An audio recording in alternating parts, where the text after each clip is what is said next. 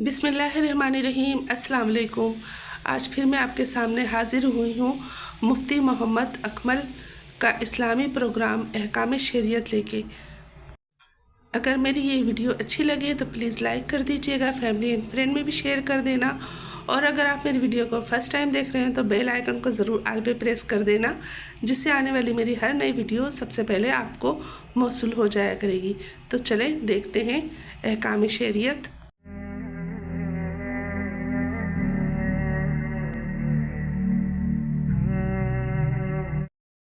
एक क्वेश्चन ये किया था कि कब्र पे अगर जब हम फातिहा पढ़ने के लिए जाते हैं तो हम किस तरह खड़े हों, काबतुल्लाह की तरफ रुख करें या काबतुल्लाह की तरफ पीठ करें। देखिए, जो उलमा ने तरीक़ा लिखा है वो यही है कि एक तो आप पायतीन की तरफ से आएँ, सिरहाने की तरफ से ना आएँ, क्योंकि मुर्दे को मुड़ कर देखना पड़ता है। जब कोई आता है ना तो वो मुड़ता है, देखता है, तो उसको अज़ियत और तकलीफ़ होती है। तो पाँव की तरफ से आएँ और इस तरह खड़े हों कि उसके सीने के सामने हों आप 4 कदम के फासले पर, और आपकी पुश्त काबतुल्लाह की तरफ हो। इस तरह खड़े होकर आप फातिहा वगैरह पढ़ें। और आम कबूर के अंदर तो यही है, लेकिन मज़ारात के अंदर भी यही है कि आप ये नहीं है कि आप जाके कब्रों को चूमें, उनको छुएं 4 कदम के फासले पर। ये हमारे अकाबरीन ने लिखा है। हम उन अकाबरीन की तालीमात को रद्द कर चुके हैं। मज़ारात पे जाते हैं, हद से आगे गुज़रते हैं, बेअदबी का मुर्तकिब होते हैं, और फिर तनकीद करने वाले को हक़ हासिल होता है कि वो आप पर तनकीद करता है। इसी तरह रोज़ा रसूल पर आप जाएं तो जाली को हाथ लगाना, उसे बोसा देना, ये हमारे अकाबरीन ने बेअदबी लिखा है। इतना करीब ना जाएं, 4 कदम के फासले पे खड़े हों। क्या ये कम है? करम के सरकार ने आपको बारगाह में बुलाया है तो दूर खड़े होकर ही फातिहा पढ़नी चाहिए। ये कहते हैं बाद ख़त्म घर में लेटे होते हैं और सामने दीवार पर, अगरचे ऊंचाई पर होता है, कोई मस्जिद वगैरह की तस्वीर लगी होती है, तो इसमें कोई बेअदबी तो नहीं है। देखें, अगर तो इतनी ऊंची है कि जो भी देखे तो वो ये ना कहे यार जिसको तुमने पाँव किए हुए हैं मस्जिद की तरफ, यानी थोड़ा नीचे की तरफ होगा तो हर एक फ़ौरन महसूस करेगा। लेकिन ऊँचे हैं तो फिर कोई मसला नहीं है, क्योंकि हमारे उर्फ़ और आदत में अक्सर ऐसे ही होता है कि बहुत सी चीज़ें फ़ौरी तौर पर आम आदमी भी महसूस कर लेता है कि ये गलत है। अगर इस तरह की सूरत हाल हो, बस यही समझ लें अदब और बेअदबी का बाद वक़्त मयार होता है कि जब किसी चीज़ के बारे में बराह रास्त शरीयत का हुक्म आपके सामने ना हो तो फिर हमारा उर्फ़ दलील बनता है। और उर्फ़ यही है कि अगर ऊंचा लगा हो तो कोई बेअदबी महसूस नहीं करता, लेकिन इतना नीचे हो कि आपके पाँव उसकी तरफ बज़ाहिर बिल्कुल उसी की तरफ तस्वीर के नज़र आ रहे हों, तो फिर यकीनन आम आदमी भी उसमें बेअदबी महसूस करेगा। तो अगर ऊँचा है तो मसला नहीं, नीचा है तो बिल्कुल आप पाँव उस तरफ कर सकते हैं। देखिए, कहते हैं कि किसी ने ये कहा कि जी कोई ख़ातून अपने वालिद या वालदा की कब्र पे जाएं तो क्या वह नात पढ़ सकते हैं कि नहीं। बाज़ ने कहा नहीं पढ़ सकते, क्योंकि औरत की आवाज़ औरत है और वहाँ मुर्दे हैं तो मुर्दे सुन रहे होंगे आवाज़, तो फिर ये शरन जायज़ नहीं होगा कि औरत की आवाज़ मर्दों तक पहुँचे। देखें, पहली बात तो ये है कि औरत का बिला ज़रूरत कब्रिस्तान जाना मुनासिब नहीं है। ये अपने वालिदैन के लिए ईसाल सवाब करना चाहें तो घर से ही करें, और अगर फ़र्ज़ कर लें कभी जाने का मौका मिलता है तो मुतलक़न मना भी नहीं है। अगर क़ुयदात के साथ जाएं तो जा सकती हैं, मसलन घर में शौहर के साथ जाएं या महरम के साथ जाएं, इजाज़त के बाद निकलें, बापर्दा हों, रास्ता पुरअमन हो, कब्रिस्तान में मर्दों औरतों का इख्तिलात ना हो, बेपर्दगी का अंदेशा ना हो, और वहाँ पर अदब बेअदबी में ना आगे बढ़ जाएँ, शोर शराबा जज़ा व फ़ज़ा जिसको कहते हैं ऐसा ना हो, तो ये हाज़री की शरन इजाज़त हो सकती है, वो भी कभी कभी, ये नहीं कि डेली जाएँ। तो एक तो ये मसला।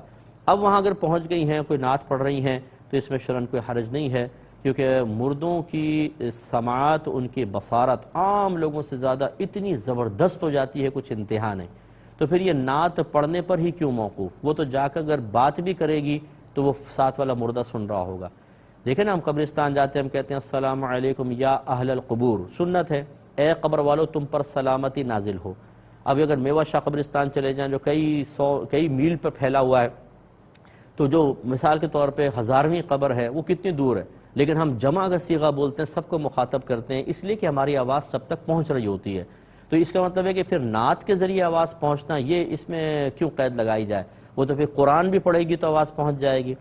तो इसलिए ये एक तो ये गलत ख्याल है, इसको ख़त्म किया जाए। दूसरी बात ये है कि शरअन ये मना नहीं है, ये आम लोगों के लिए है कि उनका दिल माइल होगा औरत की तरफ तो फिर फितने का अंदेशा है। मुर्दा बेचारा क्या उसका दिल माइल होगा, वो तो वैसी शरई अहकाम का मुकल्लफ नहीं रहा اور وہ اس کا دل اگر فرض کر لیں کسی مردے کا مائل بھی ہو تو کون سا فتنہ کون سا خرابی، کچھ ایسا نہیں ہو سکتا. تو لہٰذا اس میں حرج نہیں ہے، اگرچہ ہلکی آواز سے پڑھیں کہ مردوں کا تو مسئلہ نہیں، لیکن کوئی زندہ موجود ہوگا اس تک آواز جائے گی اور اس کی توجہ خاتون کی طرف آئے گی، اس لیے مناسب نہیں ہے. کسی نے پوچھا تھا کہ ایک بیٹے ماں باپ نے حج کیا تو بیٹے نے اس پہ کہا کہ میرے ماں باپ نے ایسی حج کر کے پیسہ برباد کیا، اگر مجھے کاروبار کے لیے دے دیتے تو کاروبار وسیع ہو جاتا. دیکھیں حج جیسی پاکیزہ عبادت کے لیے اس طرح کے ناپاک کلمات کہنا یہ قطعاً غیر مناسب ہے. یہ کیا گارنٹی تھی آپ کی کہ اگر والدین حج نہ کرتے آپ کو پیسہ دے دیتے تو ضرور آپ اس پیسے کے ذریعے منافع کما لیتے اور آپ کامیاب ہو جاتے اور آپ کو ضرور ترقی حاصل ہوتی. ہزارہا لوگ ایسے ہیں، ہم نے دیکھا ہے، خاص طور پہ وہ لوگ جن کو تجربہ کچھ نہیں ہوتا، پیسے لے کے کسی بھی نئے کاروبار میں پیسہ لگا دیتے ہیں اور کچھ عرصے بعد پھر خالی ہاتھ کھڑے ہوتے ہیں، قرضہ علیحدہ چڑھ جاتا ہے اور وبال علیحدہ. اس لیے بعض اوقات یہ شیطان خیال ذہن میں ڈالتا ہے اور اسی طرح وہ انسان کو کفر کی طرف لے کر جاتا ہے، ماں باپ سے بدتمیزی کی طرف، بے ادبی کی طرف لے کر جاتا ہے کہ دیکھ اگر تجھے مل جاتا کتنا اچھا ہوتا، کیا فائدہ ہوا حج کا. تو ایسا نہیں ہوتا. یہ فائدہ تو آپ کو پتہ چلے گا میدان محشر میں. اگر اخلاص کے ساتھ انسان عبادات اختیار کرتا ہے تو موت کے وقت قبر میں، میدان حشر میں اور پھر جنت میں جاتے ہوئے پھر جنت کے درجات کے حصول کے سلسلے میں کس طرح یہ عبادات اپنا کردار ادا کرتی ہیں تو بعد میں دیکھا جائے گا. لیکن میں ہمیشہ یہ بات عرض کرتا ہوں کہ اس قسم کی سوچ، اس طرح کی فکر، اس طرح کی فیلنگز، اس میں کچھ ماں باپ کا بھی قصور ہوتا ہے. انہوں نے اپنے بچوں کی کچھ ظاہری دنیاوی تعلیم کا تو اہتمام کیا ہوتا ہے، باقی دینی تعلیم ہمارے ہاں ناظرہ پڑھ لیں، قرآن ناظرہ پڑھا دیں، حفظ کروا دیں، ایمان مفصل، ایمان مجمل، 6 کلمے یاد دلا دیں، تھوڑی سی دعائیں سنت کے مطابق یاد کروا دیں، کچھ صورتیں یاد کروا دیں، بس اس کے بعد کل دین شاید یہی ہے. روحانی تربیت کا تو کوئی اہتمام ہم سمجھتے نہیں کہ باطنی گناہوں سے بچوں کو آزاد کریں، اچھے اوصاف حمیدہ جو قلب کے ہیں ان سے ان کی معرفت بچوں کو دیں، ان کے حصول کا طریقہ بتائیں. جو اوصاف قبیحہ ہیں، برے اوصاف ہیں قلب کی، ان کی معرفت، ان کی پہچان، ان کی علامات، ان سے دور ہونے کے طریقے سکھائے جائیں. ماں باپ اس سے خالی ہوتے ہیں تو یقینی سی بات ہے جب اولاد اس طرح ہوگی کہ اس کی روحانی تربیت نہیں ہے، برے لوگوں کے ساتھ وہ بیٹھتا ہے تو اسی قسم کی سوچ آتی ہے، اس میں ماں باپ سے بھی قصور ہوتا ہے. آپ لوگوں کو یہ اسلامی انفارمیٹیو ویڈیو کیسی لگی کمنٹس میں ضرور بتائیے گا.